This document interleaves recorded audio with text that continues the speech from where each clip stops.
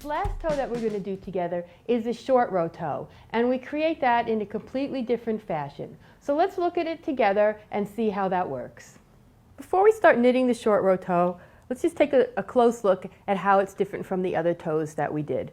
Both of the other toes we did, we started at the center and we increased. We're going in the round right away, or almost right away, and then we finish and we have all 48 stitches on the needles ready to go into the foot of the sock. So that's a toe. Both of those toes are a form of increased toe because you start with a few stitches and you increase until the number that you need. Short row toe does not start here at the tip of the toe. What we're going to do is we're going to start with half of the stitches that we need. So we need to have a little bit more information before we begin this toe. We need to know the total number of stitches that we're going to have in our sock. And I'm doing 48 for all these examples, but when we get to work on your sock, we'll go through a sock planning worksheet and we'll figure out all the numbers so that if you're using a short row toe, you'll know how many stitches you need. So you can see that this toe goes around in a curved form.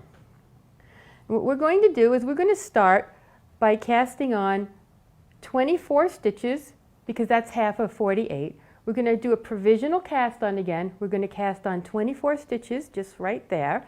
We're going to knit back and forth. And I'm not going to show you this on double pointed and circular needles because the short row toe is worked back and forth on 2 needles, and so the technique is exactly the same whether you're working on double points or circular needles. The only thing that's different is what you do when you finish, so I'll show you that very last row, how to get the stitches ready for knitting in the round. But what we do is we knit back and forth, and the rows get shorter and shorter. And the reason they're called short rows is because we turn in the middle of the row and we don't knit all the way to the end of the row. So we knit fewer and fewer stitches until we're down to about a third of the stitches that we have in that half. So if we're doing 24, we're going to go down to about 8 stitches. And then continuing to work back and forth in rows, we're going to start knitting longer and longer rows until we have all of the stitches back on the needles. And when we knit across those longer and longer rows, we're going to join the 2 pieces together. So we're not just knitting an hourglass shape that's flat, we're actually knitting this 3-dimensional heel shape. And when we get done, we will have these stitches on the needle, and these will be left on the crochet chain from our provisional cast on. So then we'll take that out and we'll get it together on to either double points or circular needles for knitting in the round.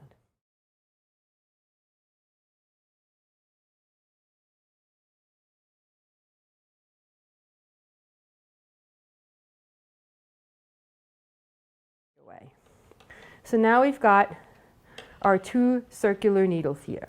I'm going to take a look and figure out where we are and where do we go from here.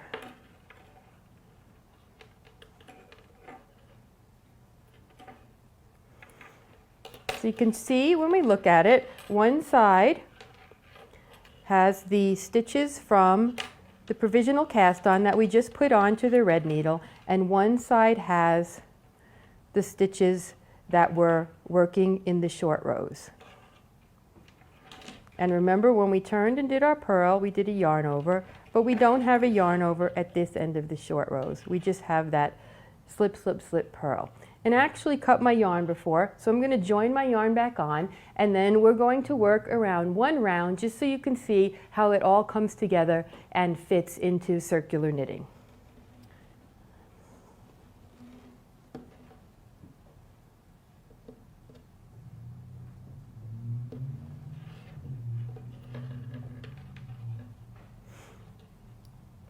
Okay, so now we'll be using the 2 circular needles, and remember, in that technique you're always knitting with the 2 ends of the same needle. So I'm using the silver needle, and so I'm going to get the other end of the silver needle, and I'm just going to leave the stitches that I picked up from the provisional cast on waiting now for me to be ready to work them. And I'm going to do that last yarn over now that I need on the other end of my short rows, and then I'm going to knit all the way across.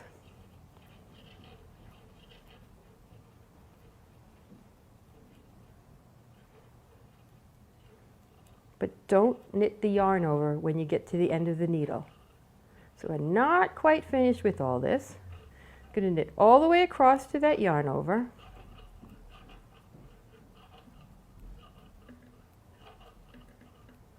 All right, now we've got that yarn over. We're not going to work it. What we're going to do is we're going to get the needle from the stitches that we picked up from the provisional cast on, and we're going to put the yarn over onto that needle instead of on the needle from the short row stitches. Okay, now we're for now done with the short row side, and we're going to work across the provisional cast on side with the needle that we used to pick up those stitches.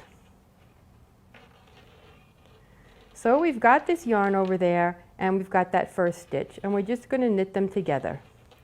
And that's just forming a little join where the two halves of the sock are joined together. And then we knit normally all the way across this to the end. We're not going to knit the last stitch though, because we're going to use the last stitch of this needle to join it to the other side. And then we're all set up for just knitting in the round normally.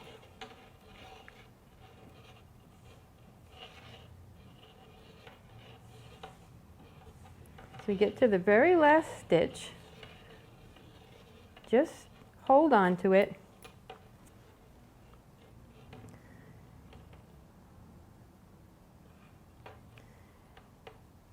And we want to get that last stitch and that first yarn over from the other needle together. So I'm going to slide it onto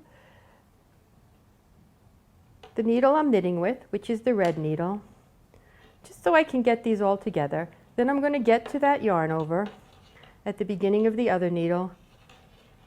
I'm going to slide it onto the red needle. So now I've got that last stitch and the yarn over together at the beginning of this needle. I put them back on the working needle,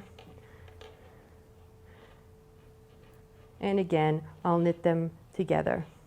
Now I've joined it together on both sides with the yarn over that'll close up any gap between the two needles, and I can just go around and around and around in stockinette stitch, or I can begin ribbing or any pattern that I want for my sock.